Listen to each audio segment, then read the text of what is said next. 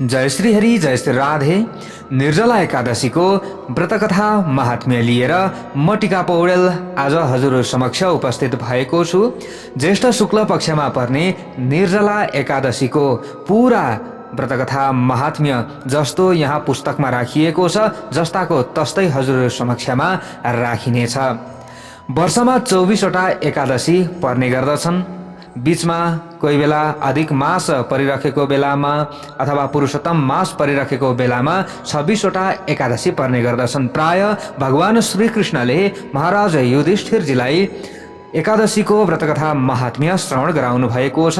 उहाँले ज्ञान दिनुभएको छ। 5 पाण्डवहरूको दुःख निवारणका लागि अथवा यहाँनेरि उनीहरूको उद्धारका लागि भगवान श्रीकृष्णले बताउनु भएको कथा प्रसङ्गहरू हामीले अन्य एकादशीमा पनि श्रवण गर्दै आइरहेका छौँ। प्यारा भक्त भागवतहरू, यहाँ भीमसेनले वेदव्यासजीसँग जुन प्रश्न सोध्नु भएको छ र वेदव्यासजीले 5 पाण्डवहरू मध्ये जो माइला भीमसेन हुनुहुन्थ्यो उहाँलाई जुन कथा यहाँ श्रवण गराउनु भएको छ सोही कथा आज हामीले श्रवण गर्नेछौँ। यहाँ भनिएको छ, अन्य हामीले एकादशीमा व्रत बस्न सकिएन भने पनि निर्जला एकादशीको व्रत जसरी पनि बस्नु पर्दछ। यसो गरियो भने सम्पूर्ण एकादशीमा व्रत बसेको फल केवल निर्जला एकादशीमा हामीले व्रत बसियो भने त्यो फल प्राप्त गर्न सक्दछौँ। यदि व्रत बस्न पनि सकिएन, विभिन्न समस्या पर्यो भने हामीले निर्जला एकादशीको व्रतकथा महात्म्यलाई मात्रै भए पनि दिनमा 2-4 पल्ट श्रवण गरिरहन्छौँ भने अवश्य भगवानको कृपा हामीलाई मिल्दछ, हाम्रा सारा अमङ्गलहरू नाश हुन्छ, यसरी बताइएको छ। त्यसै कारणले गर्दा हाम्रो यो जीवनलाई धन्य बनाउनका लागि यह लोक पनि हाम्रो सुध्रियोस् र परलोक पनि हाम्रो सुध्रियोस् भन्नका लागि हामीले एकादशीको व्रत त बस्छौँ पक्कै पनि भुक्ति मुक्तिको कामना राखेर अथवा हामीले निष्काम भावले जसरी भए पनि एकादशीको व्रत बस्दै यस दिनमा व्रतकथालाई अवश्य हामीले श्रवण गर्नुपर्दछ। व्रत हजुरहरूले बस्नै सक्नु भएन भने पनि व्रतकथा जरुर श्रवण गर्नुहोला। अरूलाई पनि श्रवण गराउने प्रयत्न हजुरहरूले पनि गर्नुहोला। पक्कै पनि अथाह पुण्य हामीलाई मिल्नेछ। म फटाफट कथा प्रसङ्गमा अगाडि बढ्नेछु। सर्वप्रथम हामीले मङ्गलाचरण गरौँ, ध्यान गरौँ, भगवानको स्मरण गरौँ अनि हामी कथामा प्रवेश गर्नेछौँ। ओम श्री गणेशाय नमः। ओम श्री गुरवे नमः। ओम नमो भगवते वासुदेवाय। शान्ताकारं भुजगशयनं पद्मनाभं सुरेशं विश्वाधारं गगनसदृशं मेघवर्णं शुभांगं लक्ष्मीकान्तं कमलनयनं योगिभिर्ध्यानगम्यं वन्दे विष्णुं भवभयहरं सर्वलोकैकनाथं। नारायणं नमस्कृत्य नरं चैव नरोत्तमं देवीं सरस्वतीं व्यासं ततो जयमुदीरयेत्। अब आज हजुर समक्ष निर्जला एकादशीको व्रतकथा महात्म्य राखिँदैछ। भीमसेनले यहाँ प्रश्न सोध्नु भएको छ वेदव्यासजीसँग। पितामह महाबुद्धे शृणु मे परमं वचः युधिष्ठिरश्च कुन्ती च तथा द्रुपदनन्दिनी। यहाँ भन्नुहुन्छ, हे महाबुद्धिमान पितामह व्यासजी, मेरो यो कुरो हजुरले सुनिबक्सियोस्। म केही कुरा हजुरलाई भन्न जाँदैछु। हे मेरो भगवान, हजुरले मेरो कुरा सुनिदिनु होला। दाजु युधिष्ठिर, आमा कुन्ती अनि यस्तै प्रकारले द्रुपदकी छोरी द्रौपदी अनि भाइ अर्जुन नकुल, त्यस्तै प्रकारले सहदेव पनि हे पूज्यपात, हे वेदव्यासजी कहिल्यै पनि एकादशीमा खाँदैनन्। यसको मतलब एकादशीमा उहाँहरूले व्रत बस्नुहुन्छ अथवा सबैले व्रत बस्दछन्। अर्जुनो नकुलश्चैव सहदेवस्तथैव च एकादश्यां न भुञ्जन्ति कदाचिदपि सुव्रता। तिनीहरू सधैँ मलाई भन्दछन्, हे वृकोदर तिमी पनि एकादशीमा नखाने गर भन्दछन्, हे पितामह। अनि तिनीहरूलाई म भन्दछु, मलाई सही नसक्नुको भोग लाग्दछ, म कसरी एकादशीको व्रत बसौँ? म त एकादशीको व्रत बस्नै सक्दिनँ, मलाई त असह्य भोक लाग्दछ, म त केही गरे पनि एकादशीको व्रत बस्न सक्दिनँ भनेर मैले भन्दछु। म विधिवत जे दान भने पनि गर्नेछु, भगवान केशवको पूजा पनि गर्नेछु, बरु उपवास नबसिकन एकादशीको व्रतको फल कसरी पाउन सकिन्छ? हे मेरो भगवान, हे वेदव्यासजी। भीमसेनको यस्तो वचन सुनेर पितामह व्यासले यस्तो वचन यहाँनिर भन्नुहुन्छ, यदि स्वर्गोत्यभीष्टस्ते नरको दुष्ट एव च एकादश्यां न भोक्तव्यं पक्षयोरुभयोरपि। वेदव्यासजी भन्नुहुन्छ, यदि तिमीलाई स्वर्ग अत्यन्त प्यारो छ र नरक अथवा नरक अप्रिय लाग्दछ भने हे भीम सुन, दुवै पक्षमा जस्तै महिनामा 2वटा एकादशी पर्ने गर्दछन्, कृष्ण पक्ष र शुक्ल पक्षमा गरेर। त 2वटै एकादशीमा खाने गर्नु हुँदैन, नखाने गर्नु। यसको मतलब अन्न खान भएन, विशेषतः अब त्यसमा पनि चामल त खानै हुँदैन। यी कुराहरू रहेको छ। यहाँ सिधै भन्नुभयो नखाने गर्नु भनेर। तब यति भन्ने बित्तिकै अब भीमसेन झसङ्ग हुनुभयो, अरे स्वर्ग अत्यन्त प्यारो लाग्दछ र नरक अप्रिय लाग्दछ भने एकादशीमा खानै नहुने रहेछ भनिसकेपछि अब मैले केही न केही त सोध्नु पर्दछ भनिहाल्नुभयो, सोधिहाल्नुभयो भीमसेनजीले। पितामह महाबुद्धे कथयामि तवाग्रतः एकं भुङ्क्ते न सक्तोह उपवास कथं मम। हे मेरो भगवान, हे वेदव्यासजी, हे बुद्धिमान पितामह, तपाईको सामुमा बिन्ती चढाउँछु। अब दिनमा एकपल्ट भरपेट खाएर मेरो भोक मेटिन्न, एकपल्ट मात्रै दिनमा खाएँ भने पनि मेरो भोक मेटिँदैन भने कसरी म यो अहोरात्रै उपवास गर्न सक्दछु त? अहोरात्र उपवास गर्नुपर्दछ एकादशीमा, किनकि वृक नाम गरेको जो अग्नि छ नि, हे मेरो भगवान, त्यो अग्निले मलाई अत्यन्त सताउने गर्दछ। एक छाक खाएर पनि म बस्न सक्दिनँ भने 2 छाकको त कुरै छोडिदिनुहोस्। त्यो जो अग्नि रहेको छ त्यो सधैँ मेरो जठर भनेको भुँडीमा बास गर्दछ। हे मेरो भगवान, अब म धेरै नै अन्न भुँडी चर्कने गरी जब मैले खान्छु नि, तब मात्र मेरो जठराग्नि केही कालका लागि शान्त रहन्छ, नभए त यो जठराग्नि शान्तै रहँदैन। हे पितामह, एकपल्ट मजासित खाएर त म उपवास गर्न सक्ने हुन्छु कि? त्यसो भए एकपल्ट खाँदा हुन्छ त? यसरी प्रश्न गर्नुभयो। यसरी जुन व्रत गर्नाले स्वर्ग मिल्दछ त्यो व्रत गर्न म जसरी तसरी पनि बरु गरौँला। यदि नर्क नै जानु पर्दछ एकादशीमा भने, एकादशीमा व्रत नबस्दाखेरि नर्क जानु पर्दछ भने बरु म एक छाक जसरी तसरी भए पनि खाएर व्रत बस्ने प्रयत्न गर्नेछु। त्यसकारण तपाईँ कुनै त्यस्तो व्रत विचारेर बताउनुहोस् जुन व्रत गर्नाले मेरो कल्याण होस्, म कल्याण हुने गति पाऊँ, मैले त्यो गति पाउन सकौँ भनेर यसरी फेरि प्रश्न गर्नुभयो। अब वेदव्यासजीले भन्नुहुन्छ, श्रुता मे मानवा धर्मा वैदिका सश्रुतास्त्वया कलौ युगेन शक्यन्ते ते वै कर्तुं नराधिपा। हे भीम, मैले भनेका मानव धर्महरू तिमीले सुनिसकेका छौ र वैदिक धर्महरू पनि तिमीले सुनिसकेका छौ। हे राजन, कलियुगमा त्यस्ता जटिल नियमबद्ध धर्महरू गर्न सकिँदैन, अथवा कलियुगका जनहरूले त्यस्ता धर्महरू कटिल एकदम जटिल धर्महरू गर्न सक्दैनन्। तसर्थ तिमीलाई म सरल उपायले थोरै धनले सम्पन्न हुन सक्ने, कति पनि कष्ट नगरिकन धेरै पुण्य फल मिल्ने सबै पुराणहरूको सार तत्त्व भएको एउटा कुरो बताउँदैछु, ध्यानपूर्वक श्रवण गर। दुवै पक्षको एकादशीमा पटक्कै नखानु, यही हो। किनकि जो मनुष्य एकादशीमा केही खाँदैन त्यो जन कहिल्यै पनि नरकमा जाँदैन। यही हो एउटा सारको कुरो, बुझ्यौ? यसरी भनिदिनु भयो। त वेदव्यासजीको त्यस्तो वचन सुनेर पिपलको पात झैँ डरले थरथर थरथर थर काँप्न थाल्नु भएछ नि भीमसेन। ओहो होइन, यो त धेरै कठिन भयो मेरा लागि। ल हेर्नुहोस् है, भीमका लागि यो धेरै कठिन थियो। अब भीमसेनले यस्तो कुरो भन्न थाले। अब फेरि पितामह न शक्तोह मुपवासे करोमि किं ततो बहुफलं ब्रूहि व्रतमेकं मम प्रभो। अब वर्षभरिमा कम्तीमा पनि 24वटा एकादशीको व्रत बस्नै पर्दछ, नभए त हुँदैन नरकमा गइन्छ। ल वेदव्यासजीले यसरी भनिदिनु भएछ।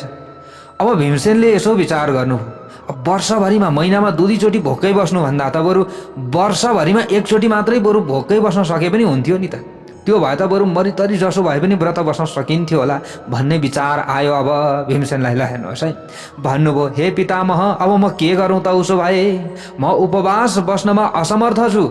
त्यसकारण हे प्रभु धेरै पुण्य फल मिल्ने कुनै एउटा व्रत त बताइदिनुहोस् न त। त्यसो भए सम्पूर्ण एकादशीको व्रतको फल प्राप्त हुने कुनै त्यस्तो एउटा व्रत छैन? त्यो व्रत मात्र बस्न सके पनि त नरक जानु पर्दैन थियो, त्यो बताइदिनुहोस्।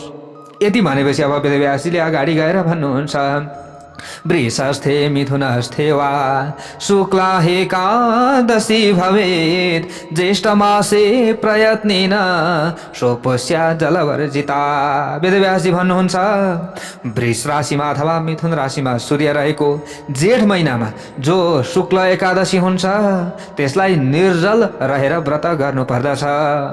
नुहाउँदा र आचमन गर्दा बाहेक अघि पछि बुद्धिमानले ठ्याम्मै पानी त्यागिदिनु पर्दछ।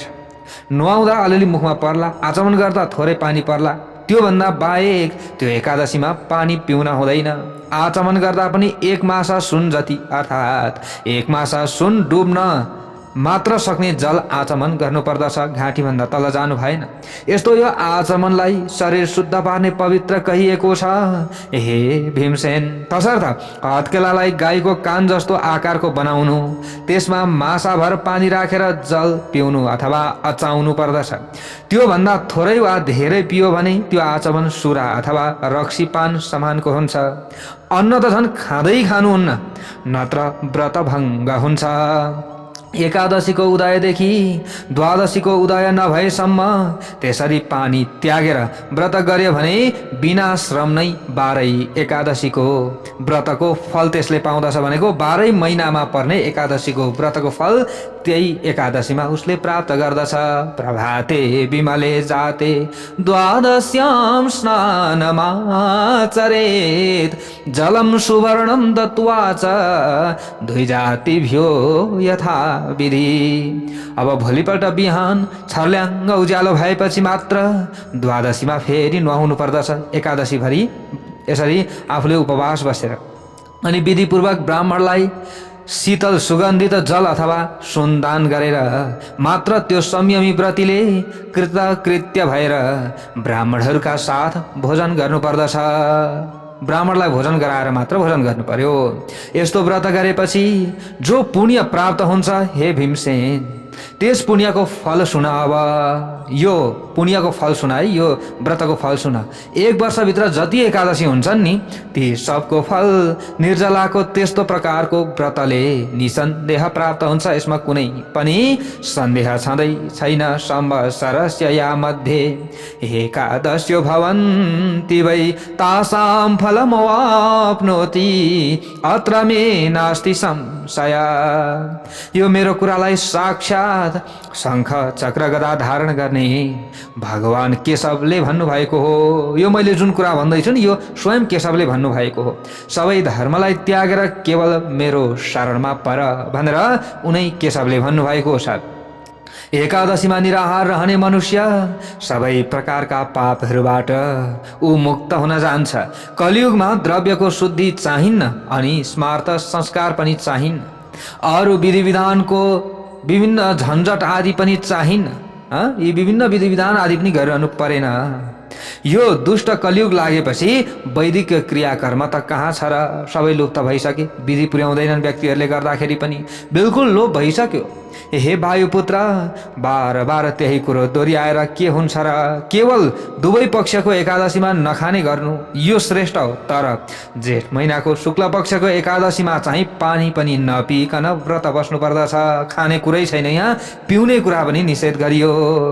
निर्जला एकादशीको व्रत बसेर जो फल पाइन्छ हे वृकोदर, त्यो फल सुन। सारा तीर्थमा नुहाएर जो फल पाइन्छ सब प्रकारका दान गरेर जो फल पाइन्छ, हे वृकोदर भीम, त्यो फल त केवल निर्जलाको व्रत गरेर मात्र पाइन्छ। हे वृकोदर, वर्षभरिमा जो शुक्ल पक्ष र कृष्ण पक्ष हो गरेर दुई पक्षमा एकादशीहरू हुन्छन्, ती सबैको व्रत बराबरको पुण्य फल केवल निर्जलाको विधिपूर्वकको व्रतले नै प्राप्त हुने गर्दछ। यदि ती वर्षभरिका सबै एकादशीको व्रत साल सालै विधिपूर्वक गर्यो भने त निश्चय नै त्यस्तो व्यक्तिलाई धन धान्य बल आयुर्दा पुत्र पुत्री सन्तान आरोग्य रूप धन प्राप्त हुन जान्छ। ओ सीतास्ता सर्वास्यु रे एकादश्यां न संशय धन धान्य बलायुर्दह पुत्रारोग्य धन प्रदा, यसरी बताइएको छ। यो कुरो मैले तिमीलाई एकदम साँचो साँचो बताउँछु कि हे नर व्याघ्र, मनुष्यहरूमा बाघ जस्ता वीर हे वृकोदर, जसले एकादशीहरूको व्रत गर्ने गर्छ, मरेपछि त्यस जनभाठौँ बडा भयङ्कर देख्दै डरलाग्दा काला पहेँला शरीर भएका यमदूतहरू फेरि अब हेरि नसक्ने ती चाहिँ लाठा र पास लिएर एकदम सताउने खालका ती यमराजका दूतहरू उसको नजिकमा आउँदैनन्। अब के हुन्छ त, एकादशीको व्रत बस्यो भने पिताम्बर धारण गरेका देख्दै रहर लाग्दा सँगै जाउँ लाग्दा खालका नि इच्छा अनुसारको बेग भएका चक्र हातमा लिएका विष्णुका दूतहरू मर्ने बेलामा उस भाठाउँ आएर त्यस मनुष्यलाई वैष्णवीपुरमा अर्थात् विष्णु लोकमा लैजान्छन्, जसले यसरी एकादशीको व्रत बस्दछन् भने। त्यसकारण जसरी भए पनि यो निर्जला एकादशीको व्रत पानी नपिइकन गर्नै पर्दछ। भोलिपल्ट अब जल भरिएको घडा र गाईदान गर्यो भने त्यो मानिस सबै पापबाट छुट्दछ।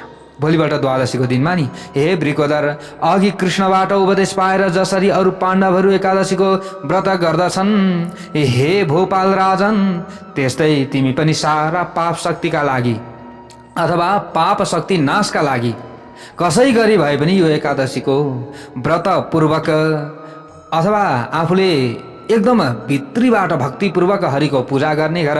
हे देवदेवेश, अब म पानी नपिई निर्जलाको व्रत गर्छु। हे अनन्त, हे देवेश, तपाईँको तिथि परेको बारदेखि दोस्रो दिन मात्रै खाने गर्छु, यस्तो भनेर सङ्कल्प गर्नुपर्दछ। त्यसपछि सङ्कल्पपूर्वक सारा पापको नाशको लागि श्रद्धापूर्वक इन्द्रियहरूलाई संयममा राखेर उपवास व्रत गर्न तत्पर रहनुपर्दछ। स्त्रीको होस् वा पुरुषको सुमेरु पर्वत अथवा मन्दराचल पर्वत जत्रा पाप पनि यस एकादशीको व्रतको प्रभावले त्यो सबै पाप भस्म हुन्छ। शुद्ध जल भरिएको अनि रेशमी वस्त्रले बेरिएको सुन सहितको घडा दान गर्नुपर्दछ। त्यो एकादशीमा पानीको पूर्ण घडा दान गर्ने नियम जो पालन गर्दछ त्यो झन् पुण्यको भागी हुन्छ। जो मनुष्य यस निर्जला एकादशीमा प्रत्येक प्रहरमा स्नान दान जप होम गर्दछ भने त्यो झन् करोडौं फल सुवर्ण दानको पुण्य फल प्राप्त गर्दछ। त्यो जनले त्यो पल पलमा सुवर्ण दान गरेको पुण्य फल प्राप्त गर्दछ। यसको मतलब यसो भनिएको हो, त्यो सारा पुण्य अक्षय अर्थात् अविनाशी हुन्छ भनेर बताइएको छ। यो कुरो श्री कृष्णले को भनाइ हो भनेर भन्नुहुन्छ वेदव्यासजी। यो मेरो मात्र होइन है, हे भीमसेन, यो साक्षात परमात्मा हुने श्री हरि विष्णुका अवतार श्री कृष्णको भनाइ हो। हे नृप, जसले निर्जला एकादशीको व्रत गर्छ उसलाई अर्को धर्मको के प्रयोजन छ, किनकि सबै धर्मको पूर्ति त यसैले गरिहाल्छ। जसले विधिपूर्वक निर्जला एकादशीको व्रत गरेको छ भने त्यसले विष्णुको धामलाई प्राप्त गर्दछ। जसले यस एकादशीमा सुन अन्न वस्त्र दान गर्दछ भने हे कुरुश्रेष्ठ कुरुवम समाश्रेष्ठ, त्यसका ती सबै दान अक्षय अर्थात् कहिल्यै पनि ननासिने हुन्छन्। जो जन एकादशीको दिन अन्न खान्छ, अब खायो भने के हुन्छ त भन्दा त्यसले त्यो पाप खायो, अरू सबैको पाप खान्छ जसले यस दिनमा अन्न खान्छ भने, र त्यो व्यक्ति पापी हुन्छ। त्यस्तो जन यस लोकमा चाण्डाल हो र मरेपछि परलोकमा दुर्गतिमा प्राप्त हुन्छ। अनि जो जन द्वादशी विद्या एकादशीको दिन व्रत बसेर दानहरू दिन्छन् र अर्थात् ज्येष्ठ महिनाको शुक्ल पक्षमा पर्ने एकादशीको व्रत बस्छन् भने ती परम श्रेष्ठ हुन् र मोक्ष गति उनीहरूले प्राप्त गर्दछन्। ब्रह्म हत्या गर्नेवाला, रक्सी पिउनेवाला, चोरी गर्नेवाला, गुरुसित द्वेष गर्नेवाला अनि सधैँ झुटो बोल्नेवाला पनि जसले द्वादशी बित्द यो निर्जलाको व्रत गर्दछ भने ती सबै पापहरूबाट मुक्त हुन्छन्, यानि कि पापहरूबाट छोड्दछन्। हे कुन्तीका छोरा, निर्जला एकादशीको दिनमा हुने विशेषता अब सुन। स्त्री वा पुरुष सबैले श्रद्धा र संयमका साथ त्यो व्रत गर्नुपर्दछ अनि उसले विष्णुको पूजा गर्नुपर्दछ। जलपूर्ण घडाका साथ गाईदान गर्नुपर्दछ। हे नृपश्रेष्ठ, अथवा गाईदान गरे मात्रै पनि हुन्छ, अथवा घिउलाई गाई मानेर दान गरे पनि हुन्छ। अब गाई छैन हैन, अब सहर बजारमा हुनुहुन्छ, कोही प्रदेशमा हुनुहुन्छ, गाई पाइएन भने शुद्ध गाईको घिउ छ भने त्यसलाई दान गरियो भने पनि गाई दान गरेको बराबरको पुण्य फल प्राप्त गर्न सकिन्छ भनेर यसै महात्म्यमा बताइएको छ। प्यारो भक्त भागवतहरू अनि घृतदानका साथै दक्षिणाहरूले, नाना प्रकारका मिठाईहरूले, हे धर्मधारीहरूमा श्रेष्ठ राजन, यत्नपूर्वक ब्राह्मणलाई सन्तुष्ट पार्नु पर्दछ। ती ब्राह्मणहरू सन्तुष्ट हुनाले मोक्ष दिनेवाला हरि पनि तत्काल सन्तुष्ट भइबक्सनुहुन्छ। जसले यो एकादशीको व्रत गरेन तिनीहरूले आत्मद्रोह गरे भन्ने जान्नु पर्दछ। आफ्नै आत्मालाई मारे उनीहरूले, आत्महत्या गरे। ती जनहरू पापी दुराचारी हुन्, यसमा कुनै पनि संशय छैन। पापात्मानो दुराचार दुष्टास्ते नात्र संशय। जसले निर्जलाको व्रत गर्दछ उसले आफ्ना कुलका सदा पाप, यसरी जति पनि कुलमा गरिएका व्यक्तिहरूले पापहरू रहेको छ, यी पापहरू सबै नाश गरिदिन्छ कुलमा आफ्ना भएका व्यक्तिहरूले पाप गरे भने पनि। र ती पापी 101 पितृहरूलाई आफ्ना साथैमा वासुदेवको मन्दिर भवनमा पुर्याइदियो भन्ने जान्नु पर्दछ। ती पापीहरूलाई पनि तारेर पितृहरूलाई पनि तार्दछ। यसको मतलब जसले एकादशीको व्रत बस्दछ, निर्जला एकादशीको, शान्त चित्तले दान गरेर अनि हरिको पूजा गरेर रातभर जागरण गरेर जस मनुष्यले यो निर्जलाको व्रत गर्छ, खान पान, गाई, वस्त्र, राम्रा शय्यासन, कुण्डल अनि छाता जसले निर्जलाको दिनमा दान गर्दछ न भने, सत्पात्र ब्राह्मणलाई जुत्ता पनि दान गर्दछ भने त्यस्तो व्रती निश्चय नै मृत्यु पछाडि सुनको विमानद्वारा स्वर्गमा जान्छ। जसले भक्तिपूर्वक यो कथा सुन्दछ, ल हेर्नुहोस् है, कथा सुन्नेको पनि धेरै ठुलो महत्त्व छ। अथवा जो जन यो कथालाई पढ्दछन् भने ती दुवै प्रकारका जन स्वर्गमा जान्छन्, यसमा कुनै पनि सन्देह यानि कि शङ्का छँदै छैन। जो पुण्यफल औँसीमा सूर्य राहुग्रस्त हुँदाखेरि अर्थात् सूर्य ग्रहण लागेको बेलामा श्राद्ध गर्दा मनुष्यले जुन फल पाउँछ त्यही फल यो निर्जलाको कथा सुनेर पनि पाइने यसरी बताइएको छ। कति राम्रो छ, हेर्नुहोस् त कति सजिलो छ। निर्जलाको बिहानै दत्तिहुन लाएपछि सङ्कल्प प्रतिज्ञा गर्नु कि आज एकादशीमा निराहार म बस्छु, अथवा जलसम्म पनि त्यागिदिनेछु, अर्थात् पानी मैले त्याग्नेछु। केशव भगवानको प्रसन्नताका लागि कथित आचमनलाई छोडेर, भनेको अब आचमन त गरिन्छ होइन, आचमनलाई छोडेर म त्योभन्दा बेसी पानी पिउँदिन, यसरी आफूले भन्न सकिन्छ। यसरी भनेर चाहिँ आफूले व्रत बस्न सकिन्छ। अथवा यसरी पानी नपिउनु अनि द्वादशीको दिन देवताका पनि देवता त्रिविक्रम भगवानको पूजा गर्नु।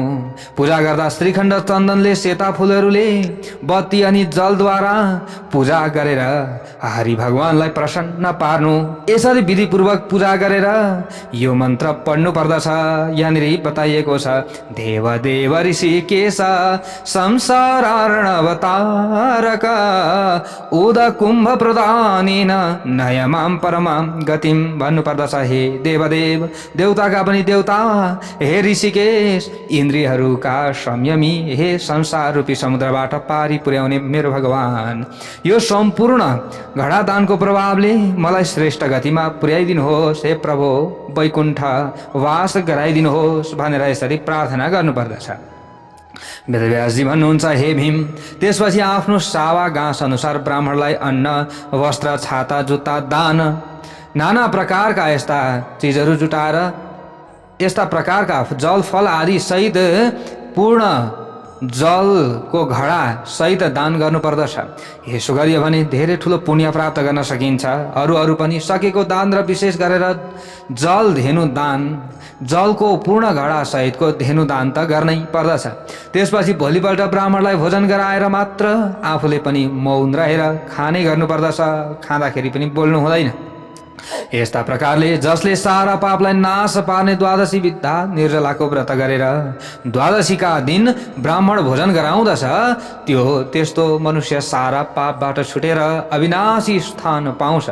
त्यसै दिनदेखि भीमले पनि एकादशीको कल्याणकारी व्रत गर्ने अब निधो गरे। ल हेर्नुहोस् है प्यारा भक्त भागवतहरू, त वेदव्यासजीले यसरी बताइसकेपछि अब त्यसै दिनदेखि भीमले पनि एकादशीको कल्याणकारी व्रत अब म बस्दछु भन्ने उहाँले विचार गर्नुभयो र निर्जला एकादशीको व्रत बस्नुभयो। द्वादशीका दिन प्रशस्त ब्राह्मणहरूलाई भोजन गराउने गर्नुभयो। त्यो एकादशीको प्रभावले, त्यो द्वादशीको प्रभावले गर्दा उहाँहरूलाई पनि राम्रो भयो र त्यो द्वादशी पाण्डवी द्वादशी भन्ने नाउँले लोकमा विख्यात पनि हुँदो भयो। ल हेर्नुहोस्, द्वादशी पनि पाण्डवी द्वादशी भयो र एकादशीलाई पनि यसलाई पाण्डवी एकादशी पनि भनेर भन्ने गरिन्छ, किनकि भीमसेन समेतले पनि निर्जला एकादशीको व्रत बस्नु भएको थियो, जसलाई व्रत बस्न अत्यन्त कठिन थियो, उपवास बस्न चाहिँ कठिन थियो। त्यसैले उहाँलाई पनि राम्रो भएको छ, सबैलाई राम्रो भएको छ भने प्यारा भक्त भागवतहरू हामी सबैलाई पनि राम्रो हुन्छ। वेदव्यासजीले भीमसेनलाई सुनाउनु भएको यो महत्त्वपूर्ण कथा प्रसङ्ग हामीले पनि सबैको कल्याणका लागि प्रस्तुत गऱ्यौँ। सबैलाई राम्रो होस् र एकादशीले सबैको कल्याण गरिदिनुहोस् भन्दै आजको यो कथा प्रसङ्गबाट म टिका पौडेललाई बिदा दिनुहोस्। निर्जला एकादशीको जय हो।